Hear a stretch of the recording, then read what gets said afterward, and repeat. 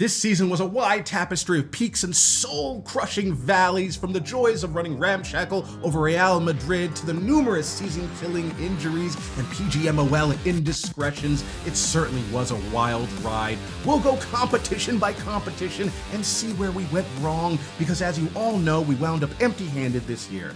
This is the 24-25 Arsenal season review. Let's get into it.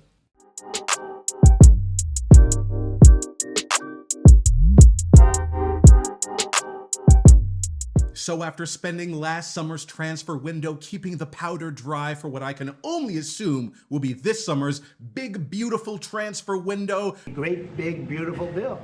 We call it a great, big, beautiful bill because that's what it is. We started out this season in pretty decent form. In the first third of the season, there were some promising results like the 2-0 win at Villa Park and the humbling of Tottenham yet again. But even at that early stage, the PGMOL were up to their old tricks again. First, we dropped points against Brighton when Rice was sent off when he himself was assaulted. It was an extreme reading of the law by the clown Chris Kavanagh that we would of course revisit a couple weeks later against Man City when Trossard was also sent off for playing the ball after the whistle, a whistle which he of course didn't hear.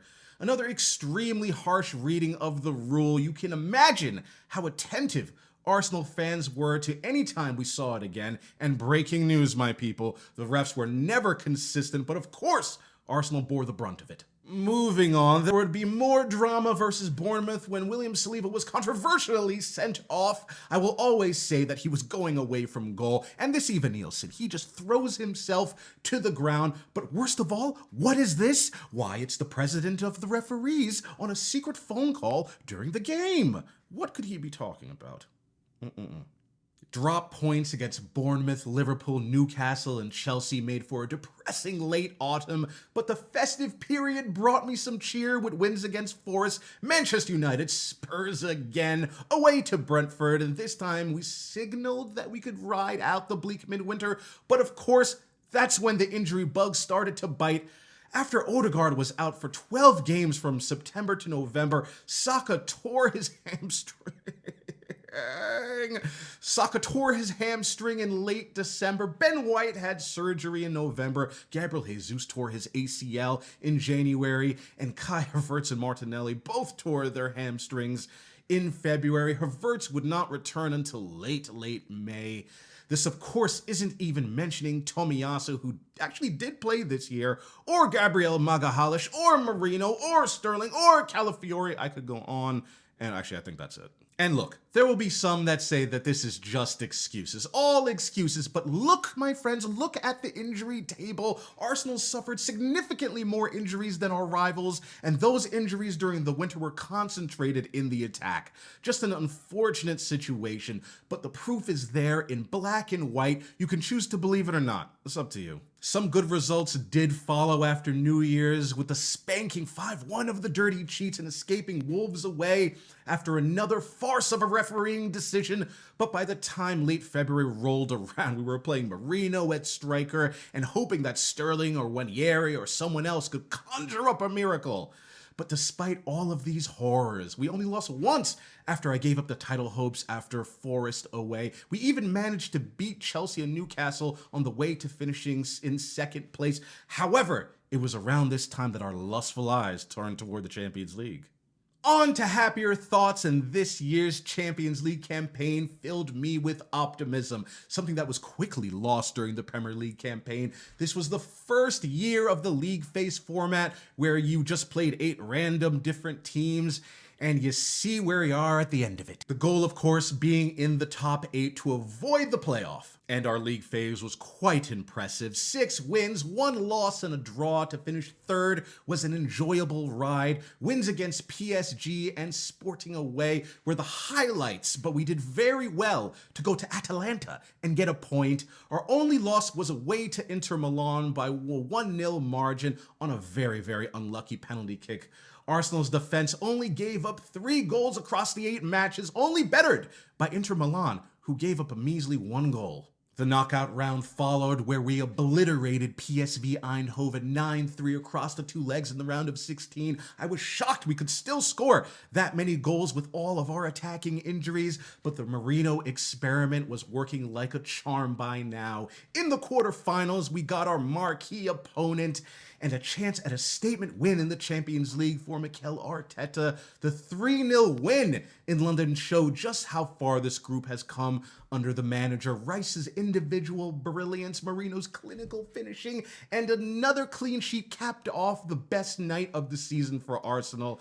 They followed it up with a great win at the Bernabeu for a massive 5-1 aggregate victory. In the semis, we would have to take on a PSG side that had a new addition compared to when we played them in October. Kvaratskhelia and Dembele have that individual quality that you just cannot fake. But other than a 15 to 20 minute period over the 180 minutes, Arsenal, honestly, we were the better side. We just could not beat that Italian keeper Donnarumma. He was absolutely fantastic in a monster semifinal. 3-1 on aggregate, and that's where we went out. I'm not going to spend too much time on the domestic cups. It would have been nice to win one of them, of course, but we aren't a lying, cheating super team like someone I know. It was great to get to the League Cup semis, but by the time the second leg rolled around, we were already in the depths of an injury crisis and focused, honestly, on the Champions League, while clinging to very, very, very slim title hopes. 4-0 on aggregate was not a nice way to go out, but honestly, I wasn't surprised at all. And Newcastle, they were just desperate for it. The FA Cup exit in the third round was even more underwhelming. In the dreaded white kit, we dominated, but with absolutely no finishing. United eventually lucked out and won in the penalty shootout. And I think that's enough said about those cups. There's a lot of noise online and in the media about Arsenal. They love to talk about us. And most of these guys are just intellectual cowards, frauds, and other low-life engagement farmers. They'll slither out of anything, but on the counterattack, we take accountability. I set out some expectations at the beginning of the season, and we will see if Arteta and the boys met them. No moving the goalposts and other assorted fraudulent behaviors. My expectations are kind of the same as last year. I want a title challenge and minimum quarterfinals in the Champions League, same as last year, and I would love a deep cup run. So, we did have a title challenge through February. That is probably where my biggest disappointment lies, but you have to look at it within the context of the entire season. Injuries really killed us, and we had it the worst in the entire league. Give Liverpool or City the injuries that we had to sustain, and they are finishing nowhere near second place. And then you have the shocking officiating, which impacted so many points. It's understandable that we couldn't sustain a title challenge past February. But there are some positives among all of that. We finished with only 4 losses and the best defense in the league. That's not too bad considering the context, which I really don't want to have to remind you all of.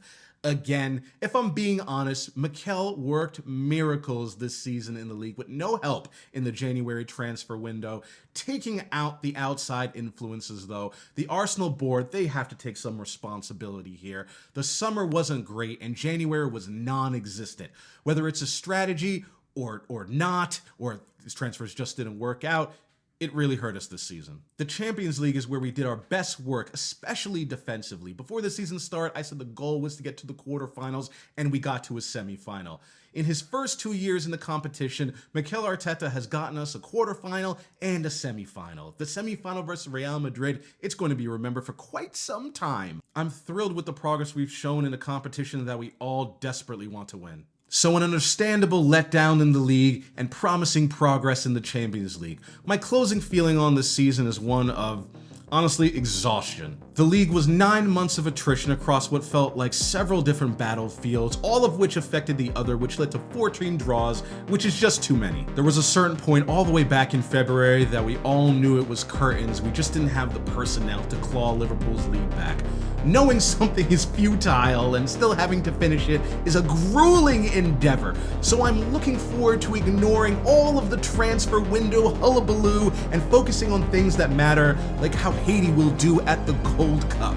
I'm giving this season a 7.5 out of 10 for the whole shebang, but honestly the Champions League journey is doing most of the heavy lifting in there. Declan Rice, number 41, he is my player of the season. That's my Arsenal 24-25 season review. Please slap that like button, please subscribe. I'm gonna have some content coming for you guys over the summer. Just because the club season is over does not mean the counterattack is going on vacation.